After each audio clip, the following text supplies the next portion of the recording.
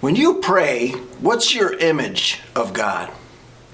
Is he like a school principal with an old wool suit on and bushy eyebrows? He's balding, got a scowl on his face.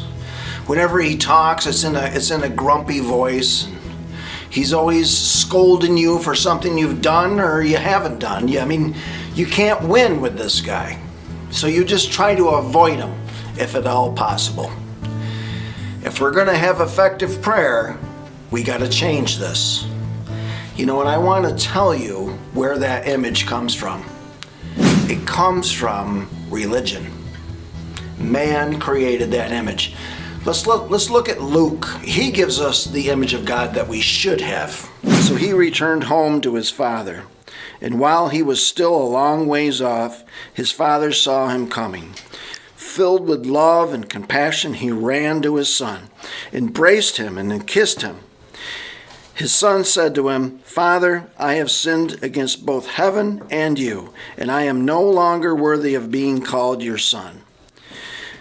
But his father said, "Servants, quick, bring the finest robe in the house and put it on him. Get a ring for his finger and sandals for his feet. And kill the calf we've been fattening. We must celebrate with a feast.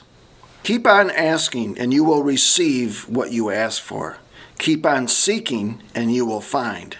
Keep on knocking, and the door will be opened to you. For everyone who asks receives. Everyone who seeks finds. And everyone who knocks, the door will be opened." This gives us a good picture of how God welcomes us. All right, he gives generously, and he doesn't find fault. When we have a good image of God, we're comfortable coming to him. And the way that we have to come to him is through thanksgiving and praise.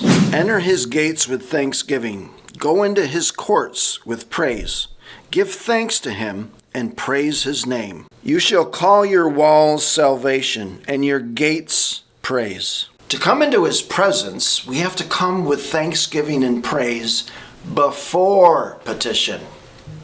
Right? Like when our friends come to visit or our kids, they don't come bursting through the door with a whole list of things that they want you to do for the day. No, you expect them to shake your hand, give you a hug or something.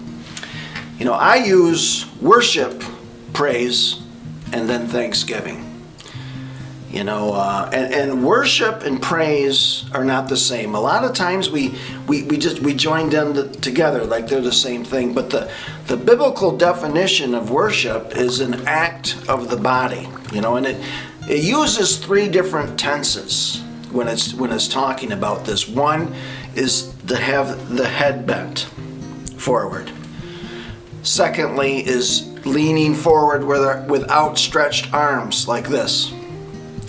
And then thirdly is to be laying face down on the ground. So worship is an attitude. It's reverence, submission. Praise is vocal. And praise is to be in proportion to God's character. Now, so God is great. Our praise is supposed to be great.